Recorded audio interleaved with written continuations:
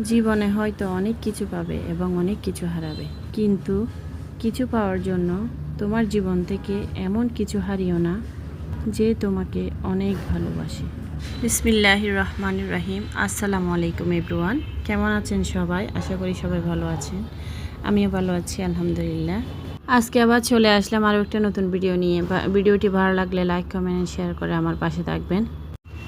এত শব্দ দূষণ বেড়ে গেছে যে বাসায় থাকাও এখন কষ্টসাধ্য হয়ে গেছে, কারণ আমার বাসাটা হচ্ছে একদম রাস্তার পাশে, যার কারণে এত গাড়ির সাউন্ড, আর পাশে একটা বিল্ডিংয়ে কাজ চলতেছে, যার কারণে সব সময় বিভিন্ন রকমের বিকট আওয়াজ। এত বিরক্ত লাগতেছে যে আমার কখন যে বিল্ডিংয়ের কাজ শেষ হবে, কখন যে আমি একটু রিল্যাক্সে থাকতে পারবো।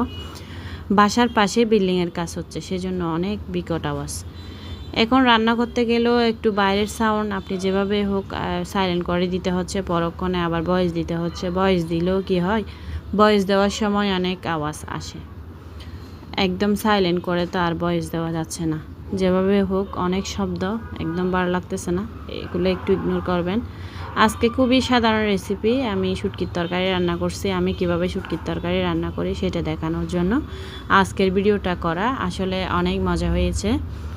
ছুরি শুটকি দিয়ে আমি এখানে বিভিন্ন রকমের সবজি দিয়ে, কাঁকরোল, আলু, ডাঁটা, কাঁঠাল বিচি, এগুলো দিয়ে আমি সুন্দর করে রান্না করছি। আসলে সত্যি মজা হয়েছে। গরুর মাংস হোক, খাসির মাংস হোক, বিরিয়ানি হোক, যেটার মজা সেটাতে। তবে শুটকির তরকারি কেন জানি আমার অনেক ভালো লাগে। যেটার মজা সেটাতে, কিন্তু শুটকির তরকারি গরম ভাত দিয়ে অনেক ভালো লাগে। আমরা চাটগাইয়া মানুষদের ফেভারিট জিনিস হচ্ছে, খাবার হচ্ছে শুটকির তরকারি ম্যাক্সিমাম জায়গায়।